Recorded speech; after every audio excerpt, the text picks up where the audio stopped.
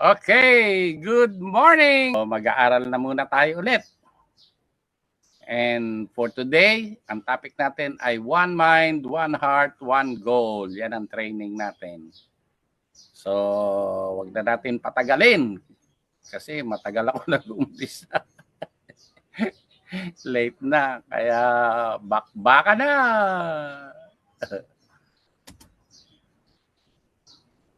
Ito, part 3 tayo. Ang topic natin, sustaining the growth of your network. Paano ba mapanatili ang patuloy na paglago ng ating organisasyon? Mahalagang topic ito. Kasi yung iba, biglang sabog ng grupo eh. Ang problema, habang tumatagal, palagas ng palagas. Hindi nila masustain. Kasi networking, this is about human relations. Pag hindi ka marunong mag-alaga ng mga downlines mo, mawawala yan, malalagas yan. Kaya importante, ma-master mo paano makisama, paano makipagkapwa-tao, paano mag-alaga ng leaders. Kasi yan lang ang mga tanging paraan para mapanatili mo yung patuloy na paglago ng iyong organization. Kaya importanteng topic ito. So paano nga ba masustain ang growth ng iyong network? Pag-usapan na natin. Yan, number 1. You have to be the pillar of your organization. Be independent but maintain cooperation with others. Kailangan bilang upline, talagang iparamdam mo, ipakita mo na ikaw nga ang tunay na haligi, ikaw yung pinaka-leader ng organization mo. Hindi yung naturingan ang upline pero puro si upline ka naman. Upline support ka naman. So ipakita mo sa mga downlines mo na even without your uplines, talagang kaya mong i-handle yung organization mo. But then, it does not mean na magsasarili ka na lang. Kasi hindi naman healthy yun for your organization. Kasi sa ganitong negosyo, there is such thing as the power of cross lines. Iba yung communicate ka, nakikipag-cooperate ka sa mga cross lines mo. Kasi sa ganitong negosyo, malaki ang pwedeng maitulong ng cross lines para sa patuloy na paglago ng iyong organization.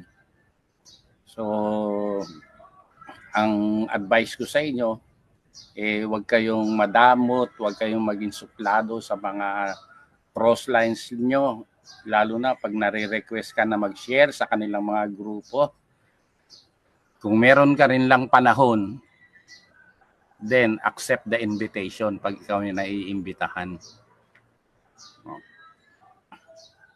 And syempre, importante na ikaw mismo ang makitang leader ng grupo mo, hindi si upline. Nang sa gayon, kung ano man ang pangangailangan ng organization mo, ikaw ang magiging unang takbuhan nila. Again, be the pillar of your organization. Tandaan mo to, in life's journey, obstacles are unavoidable. Keep forging ahead. Napakahalaga niyan. Ang pagsubok, nasa paligid lang natin yan. Na kung saan mo man balak lumandas sa lahat ng mga gagawin mo, maraming pagsubok yan along the journey. Kaya lang, huwag kang mabalahaw sa mga obstacles na yan.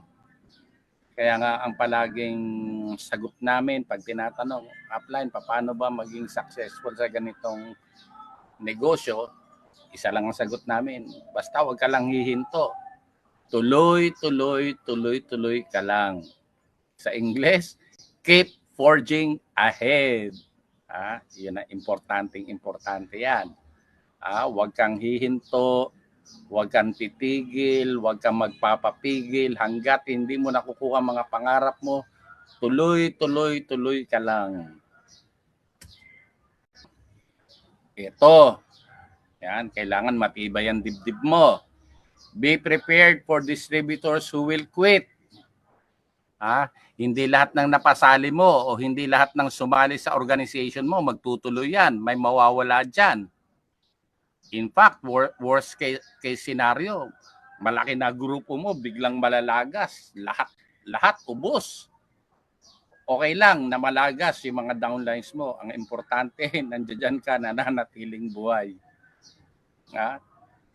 Pangit naman, 10 kayo sa grupo mo, nalagas, 11 nawala. Downlines mo, 10 nawala, 11. Bakit? Kasama kang nawala eh. Kaya importante, direct ka ng direct. Para hindi ka maubusan ng mga downlines. At pag nag-quit naman, huminto yung mga downlines mo, huwag mo silang awayin.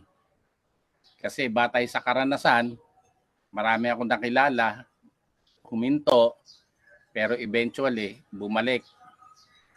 Ang nakakatuwa nga, kung sino pa yung bumalik, yun yung talagang nagseryoso. Kaya pag meron kang mga downlines na humihinto, hayaan mo lang, wag mo na silang pigilan. Basta ang importante, wag mo silang aawayin. Kasi sa tamang panahon, sa tamang pagkakataon, maniwala ka, babalik at babalik din yan. At sa pagbabalik nila, dapat meron silang babalikan. Kaya again, wag mo silang aawayin.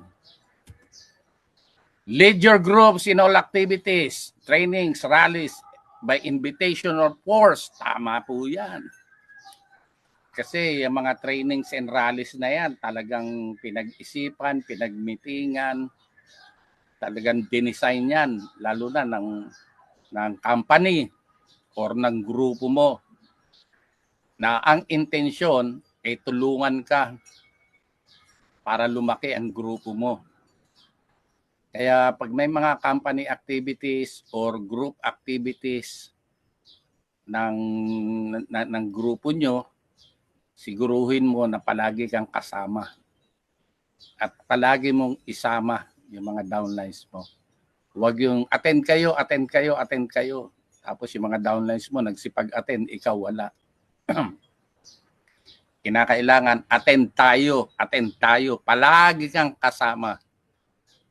Leadership by example. Yan ang network marketing.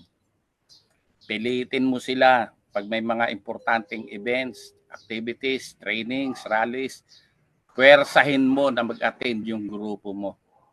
Maniwala ka, I've been in this business for quite some time at alam ko ang value ng mga rallies, ng mga trainings sa isang organisasyon. Malaki ang maitutulong para sa patuloy na paglago at mapanatili mo yung grupo mo. Yan ang maitutulong ng mga trainings and other activities. Kasi, tandaan mo, distributors who do not attend meetings and at the same time claim they're active quits the fastest. Proven and tested po yan. Upline, huwag kang pag-alala, hindi ako mag-quit. Upline, answered prayer na to. Upline, siseryosohin ko to. Upline, nabuhay ang pangarap ko dito. Ganun ba? Sige, may training tayo bukas. Attend ka. Sama mo yung mga downlines mo. Upline, busy ako. Upline, may pupuntahan ako. Power. Kaya yung mga downlines mo na hindi nag-a-attend ng mga trainings, ng mga meetings, ay maniwala ka. Yan ang mga unang nalalagas. Kasi yung mga trainings and mga rallies na yan, design yan para lalong tumibay ang mga distributors.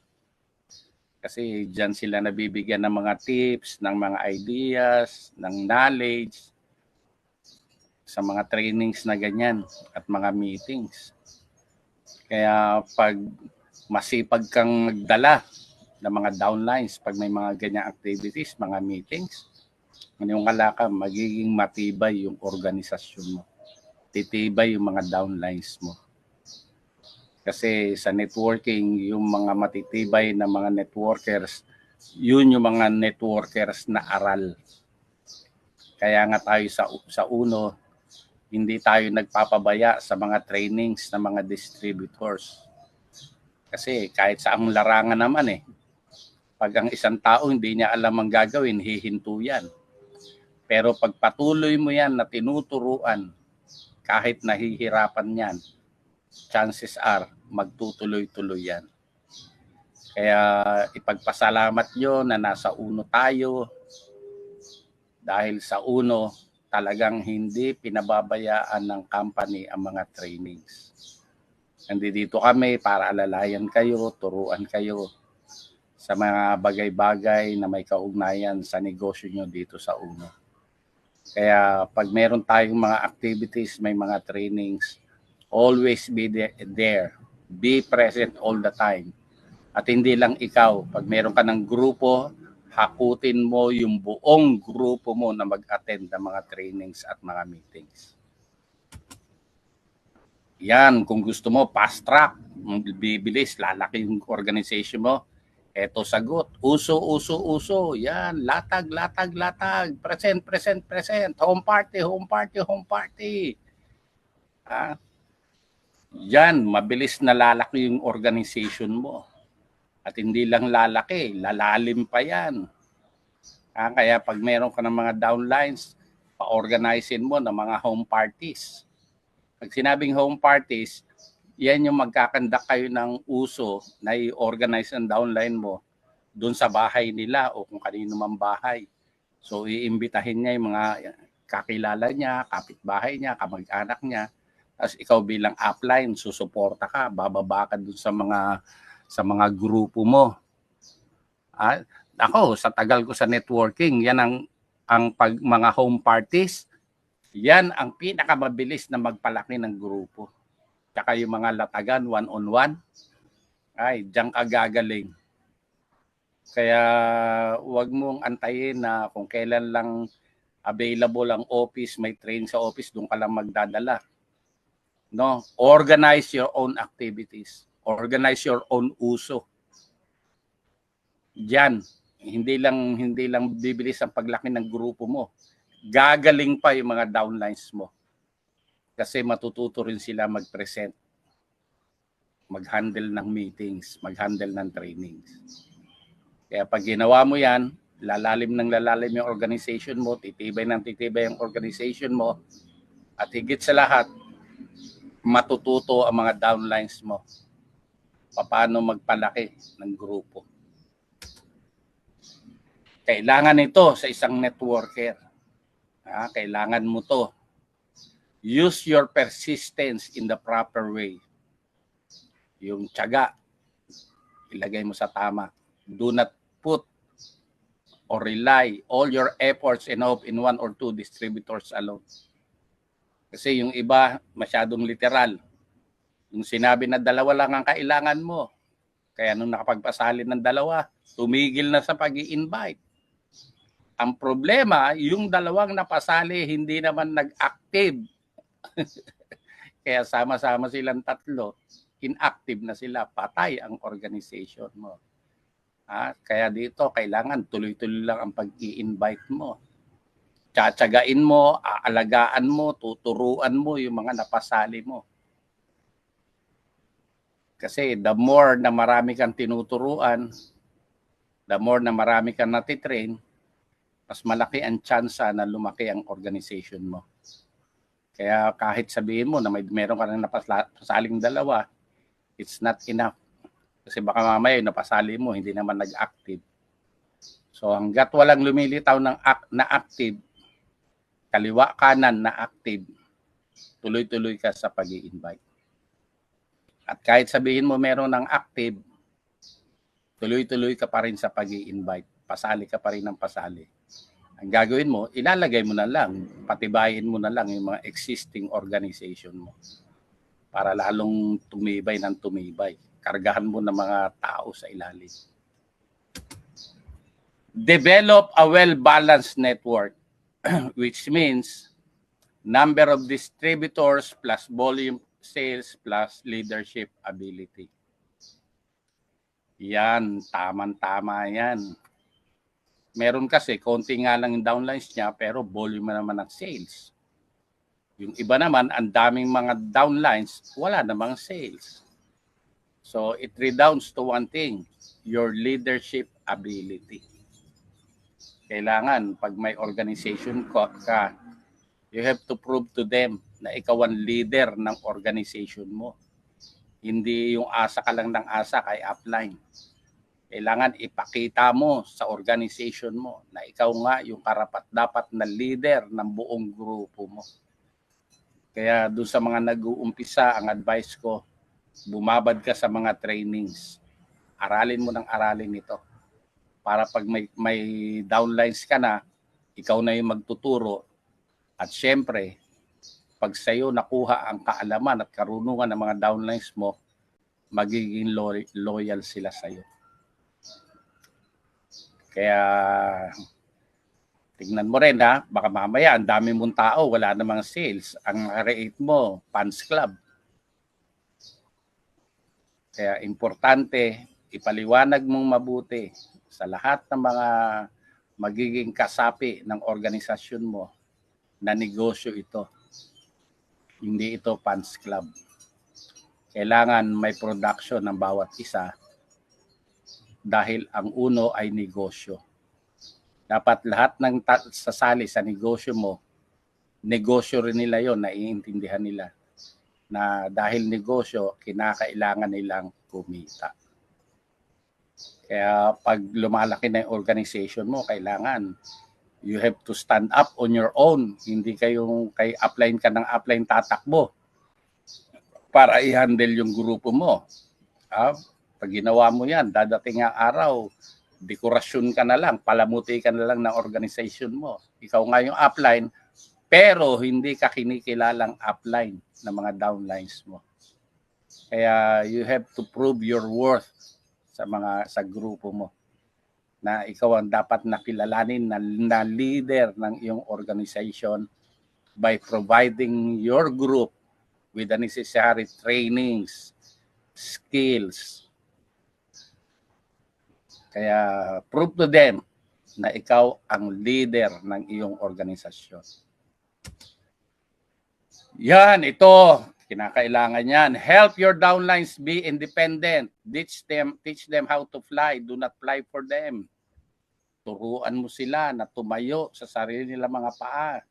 Hindi habang buhay, ikaw ang nag-uuso, ikaw ang nagkakandak ng trainings.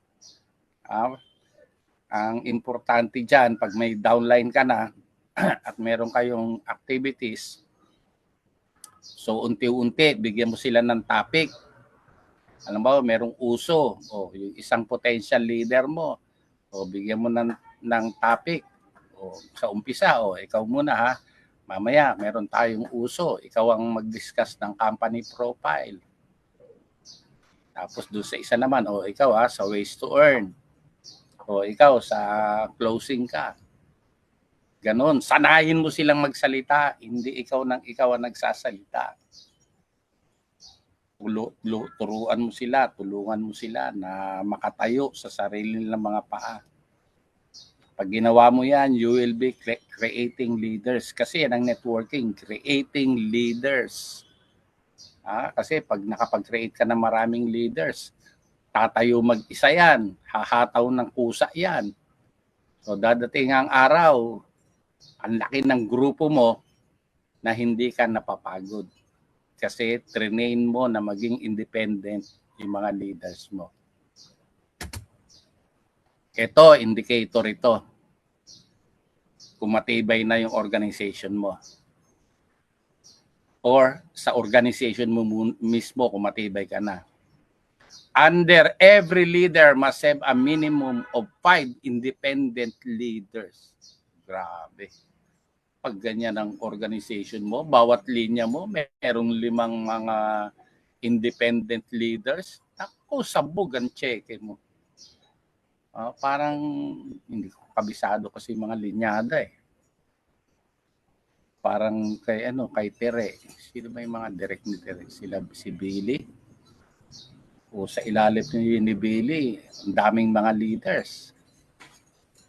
O tapos sino na nga ba yun? Sa tagal na hindi natin nagkikita, nakalimutan ko. Si Eric Manungsong, alam ko, direct din ni Tere yan. Ang daming leaders sa ilalim ni Eric. Tapos sino na nga ba yun? Si Alvin. Olores. Marami ding leaders sa ilalim ni Alvin. Oh. Can you just imagine, meron kang 5 linya, 5 leaders, bawat 5 linya. Bawat linya, meron kang 5 kargadong leader, bawat linya. Nako, maniwala ka, sabog ang cheque mo. Tapos puro independent, yung mga leaders mo hindi alagain. Nako, yan ang pinakamasarap na estado ng isang networker. Kumikita ka ng malaki, pakaway-kaway ka lang. Pero siyempre, sa umpisa, ikaw ang magtuturo, ititrain mo yung mga key leaders mo para makuha mo yung respeto nila. Tandaan nyo, respect, it is something to be earned. You have to earn the respect ng mga tao mo. Hindi yung mag-i-impose ka. Respect is never imposed. Ako apply nyo. Wala ka namang naitutulong. Pero kahit hindi mo sabihin na ikaw yung upline, provided na ikaw nga yung upline and you're doing your job, tinuturuan mo, tinutulungan mo sila, ginaguide mo sila, kikilalanin kang leader ng mga taong yan. Kaya pag ikaw yung upline na meron kang 5 independent leaders, imagine mo, 5 linya, independent lahat. Diyan mo masasabing, ang sarap mag-network. Picking apples ka pag ganyan ang organization mo. Siyempre, bago naganap naman yan, nakabuo ka ng organization, nakapag-create ka ng leaders. Sa umpisa, you have to organize your own tops. Yung mga basic na ginagawa yan ng isang upline. Organize your tops, rallies, trainings, and other activities in cooperation with uplines. Learn public speaking. Yan, gawin mo talaga yan. Hindi pwedeng si upline ang nakikita at naririnig ng mga downlines mo. Dapat matuto kang manindigan. Dadating ang araw, most of the time, ikaw ang kasama, ikaw ang naririnig ng mga downlines mo. Para talagang tunay kang kikilalanin na leader ng grupo mo. Importante ang tops. Kaya the earliest you could, dapat matutunan mo paano mag-conduct ng tops. Simple lang naman yung gagawin mo eh. Kung nag-uumpisa ka, bumabad ka sa tops. Kopyahin mo yung mga topics. At syempre, kung madalas ka nag-a-attend ng tops, matututunan mo paano binabagsak yung tops. At pag meron ka ng mga downlines, di ikaw na mag-tops sa grupo mo. Tapos, siyempre, pag lumalaki na yung organization mo, may sarili kayong sales rallies, may sarili kayong mga trainings. Tapos, mag-organize mo yung grupo mo na magkaroon ng mga rallies, trainings. Tapos, mag-i-invite ka. Kaya, importante yung power of cross lines. Kailangan marami kang katropa na mga cross lines para every time na meron kang sales rally para sa grupo mo, may imbitahan mo na yung mga crosslines mo na maging guest speaker or guest trainer para sa grupo mo. Pero importante sa lahat, ikaw yung nagsasalita sa harapan para kokopyahin ka. Pagdating ng araw, yun din ang gagawin ng mga downlines mo. Pag malaki na yung grupo nila, Meron din silang sariling tops, mga rallies, may trainings din. Ikaw naman yung magiging guest speaker doon sa mga activities, sa mga rallies ng mga downlines mo. Pag nangyari yan, isa lang ibig sabihin yan. Ang laki ng grupo mo, ang laki ng cheque mo. Kaya importante, bumabad ka sa tops, matuto ka kung papag-aralan mo, matutunan mo paano binabagsak ang tops. At pag may organization ka na, do your own tops for your group. O, syempre, di ba? Kamusta? Ano sagot natin? Payaman! Kaya dahil yan ang sinasabi natin, payaman, you have all the time to be conscious of yourself, company, and product image. Image. Keep on charging. Payaman, tapos ang dugyot mo, power ka. Hindi ko naman sinasabi na mamahalin yung mga damit na isusuot mo, lalo hindi ka pa chumicheke. Ang importante, malinis kang tingnan. Maayos kang tingnan. Kahit walang cheque, kung malinis kang tingnan, mukha ka na rin chumicheke. Ganyan kami noon, nung nag-uumpisa. Nag-umpisa nga kami, mamimili kami sa mga second hand. Hindi naman halata eh. Nasa pagdadala yan. Yung mga branded na second hand. Saan ba kami bumibili nun? Sa may Santa Cruz ba yun? Nakalimutan ko. Ano bang lugar yun? Yung bilihan namin nun. Pero syempre, nung maganda-ganda ng cheque, yun, mga naka-brand nyo na. Syempre, negosyo natin payaman Kailangan, ang unang indicator yan, kung payaman ka talaga yung sa mga sinusuot mo. Again, hindi naman kinakailangang mahal. Ang importante, malinis kang tingnan. Pero syempre, kung chumicheke ka na, mag-invest ka na rin sa damit. Kasi kadalasan, yan ang unang sukatan kung maganda ba yung negosyo mo o hindi. Kaya mga tao pa naman mapanghusga. Malay ba nila kung second hand yung suot mo, branded naman. Nasa pagdadala lang yan. Kasi meron naman mga second hand na branded. Kalimutan ko na kasi matagal na May binibilhan kami niyan dati. Second hand na branded. Hindi naman nila alam na kahit second hand, mukha naman brand new Nakamura pa kami. Diyan yata yun sa Green Hills, diyan kami namimili noon. Meron pang 2, 3 o 4 na mga second hand na branded. Ang pogi mo na rin yan. Pero syempre, nung chumicheke ka na, kahit pa isa-isa, bili ka ng mga branded na brand new. Kaya kinakailangan conscious ka sa pag nagne-network ka. Kasi yan ang sinasabi natin, payaman. Dapat conscious ka sa itsura mo, sa kilos mo, even sa mga kinakain mo. Conscious ka.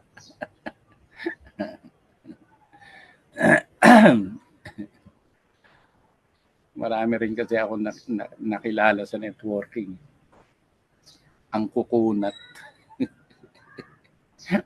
Ang lalaki ng chinicheke, hindi man lang marunong man libre kahit isang tusok na fishball. Image din kasi yan. Pag gumaganda na yung cheque mo, o lalo na pag maganda na yung cheque mo, from time to time, ipunin mo rin yung mga leaders mo. Kasi sila naman yung naging dahilan kaya gumanda yung cheque mo. Di pa kainin mo, katulad na ako, ginagawa ko. Kasi kung mga restaurant, medyo mahal-mahal yun, mapapamahal ka. Ako, ginagawa ko, dahil mahilig ako magluto, nagluluto ako sa bahay. Tapos pinapapunta ko sa bahay yung mga leaders ko, doon kami nagkakainan. mas personalized pa.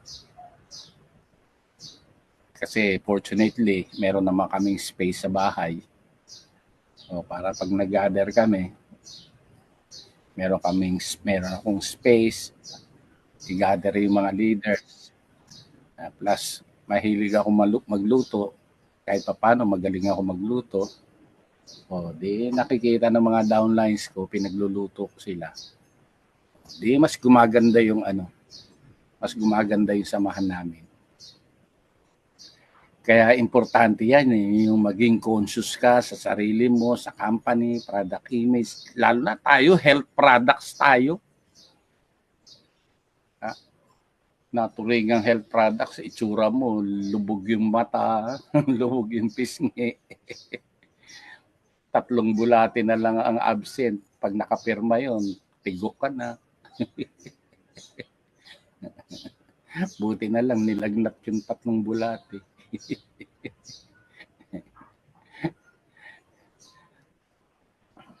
Kaya dapat, pag nagne-network ka, kahit sabihin mo na hindi ka pa chumicheke o maliit pa yung cheke mo, ayusin mo yung sarili mo.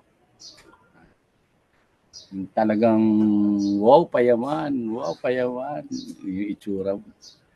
Tipo bang pag nakita ka ng mga dati mong kakilala tapos matagal kayong hindi nagkita, ang impression ka agad, grabe, ang pogi mo ngayon, ang ganda mo ngayon, big time na itsura mo.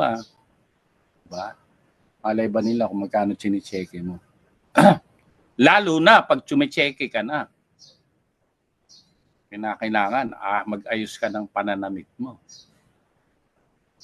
Alam mo naman yung mga tao, from head to foot, tititigan ka. Pag nakita nila na talagang ang gaganda ng suot mo, from head to foot, talagang poging-pogi ka. Kahit hindi mo sabihin, kusa silang magtatanong na yan. Ano ba pinagkakabalahan mo? Ang ganda ng itsura mo ngayon. Hindi nila alam, puro second hand yung suot mo. Ang importante, ang gwapo mo, ang pogi mo. Dapat ganun ka-conscious. Payaman Eto, gusto mo lumaki at tumibay yung grupo mo, cooperate with all lines. Motivate each other and grow together. Yan, napakahalaga niyan. Kailangan yung power of cross lines. Dapat nakikipagtulungan ka.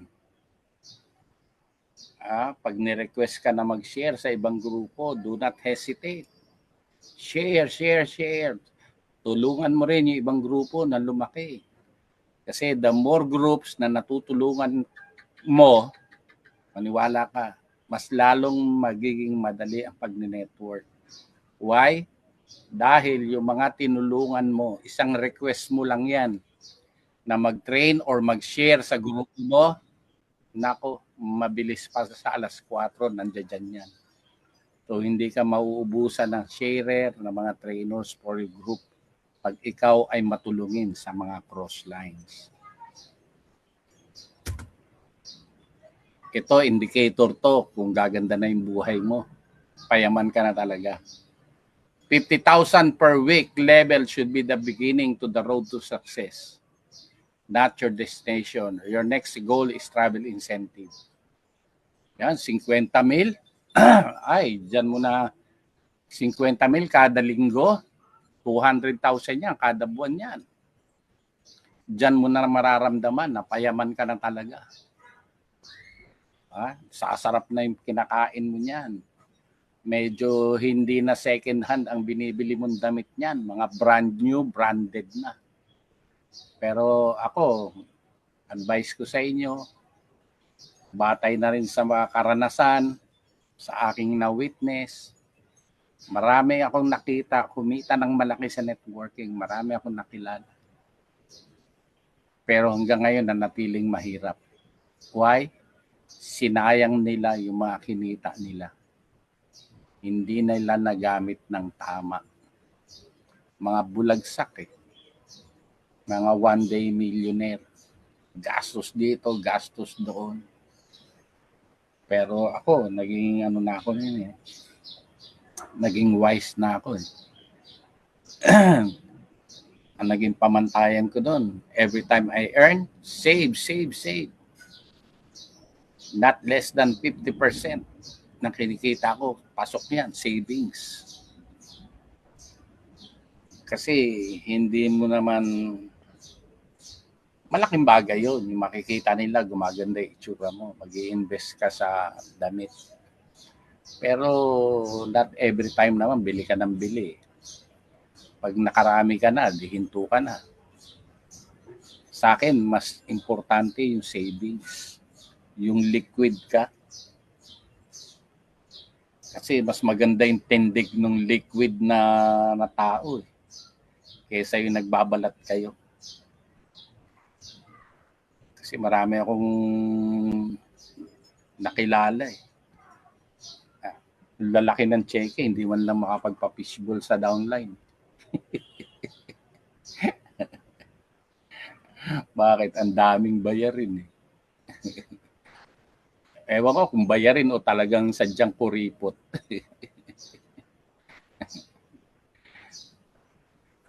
Pag medyo maganda-ganda na yung cheque mo, matuto ka magpakain, lalo na sa mga leaders mo. Tulungan mo sila, turuan mo sila. And from time to time, yung mga potential na leader mo na alam mong hikahos, again, not all the time, but from time to time, aabutan mo rin yan. Sarap kaya sa pakiramdam. Kasi meron akong upline na ganyan noon. Masipag ako. Kaso hindi pa ako chumicheke noon. Pero ang laki ng production ko. Kaya lang, one side nga lang. Yung upline ko, alam niya, ako yung pambangga niya eh. So every time may production ako, chumicheke siya. Ang galing mag-alaga ng upline ko. Kaya every time na maganda yung cheque niya eh. Large, pakakainin ako nun. From time to time, Lord, pamasahe mo, panggalaw mo. Kaya lalo akong ginaganahan eh. Diba? Pag maganda cheque mo, magpakain ka naman. Tanda mo, yung cheque mo, production ng grupo mo. Nagpakahirap din sila para gumaan ang buhay mo. Kaya bilang pagtanaw ng pasasalamat or partly utang na loob, pakain ka naman. Alam mo, mas makakatipid ka, pero mas maganda ang impact kung meron ka rin lang space sa bahay nyo, dun sa bahay. Kung 5 rin lang yung mga downlines mo, downline leaders mo na papakainit, at marunong kang magluto, yung 3,000 na budget, mamimili ka sa palengke, magluluto ka, yung 3,000, ang dami na nun. Kahit sabihin mong, magkano lang ba yung kilo ng manok, baboy, baka? Diba? Meron kang inihaw na baboy, meron kang inihaw na manok, tapos nilagang baka. Naku, sarap nun. Busog na busog yung mga downlines mo nun. Magkano lang gagastusin mo? Kung 5 lang naman yung mga leaders mo, bundat na yan. Pagkatapos nilang kumain, ako, hahataw ng todo yan. Laki na naman ang cheque mo. Di ba? Pagkatapos mo pakainin, bigyan mo ng pamasahe. Bili mo, tigpa 500, pamasahin nila, o magkano na, 2.5. Eh, yung 2.5 na, kung 5 rin lang yan, bibili ka ng ano, baka, baboy, tsaka manok, sama sahog. Pag niluto mo, meron kang 5,000. O sa 2.5 na lang, kahit 3,000 eh. O, sabi ko nga sa'yo, 5 yun. Bibigyan mo tagpa 500, pamasahe, meron ka pang 2.5. 2.5, ulam, o manok, tsaka nilagang baka. Busog na yung mga downlines mo yan. Inihaw na manok o inihaw na baboy plus nilagang baka. Nako, sarap ng kainan nyo yan. Makikita mo yung hataw tsaka loyalty ng downlines mo. Kuhang-kuha mo. Kaya yung 50,000 a week, sisiw yan. Kung meron kang at least 5 leaders na loyal sa'yo na nagpo-produce, maniwala ka. Kaya lang, again, may I remind you na sa ganito negosyo, pag chumicheke ka, prioritize your savings. Ipon, ipon, ipon, ipon. Huwag kayong magpadala sa tukso.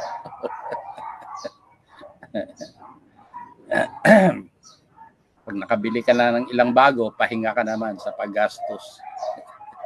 Ipon, ipon, ipon, ipon. Okay? Maraming salamat sa inyong pakikinig. Harinawa sa maikling sandali na ating pinagsaluhan ngayong araw. Meron kayong napulot na kahit mumunting kaalaman na magagamit nyo para sa patuloy na paglago ng inyong mga uno business. So, God bless everybody. Hataw, hataw, hataw. This early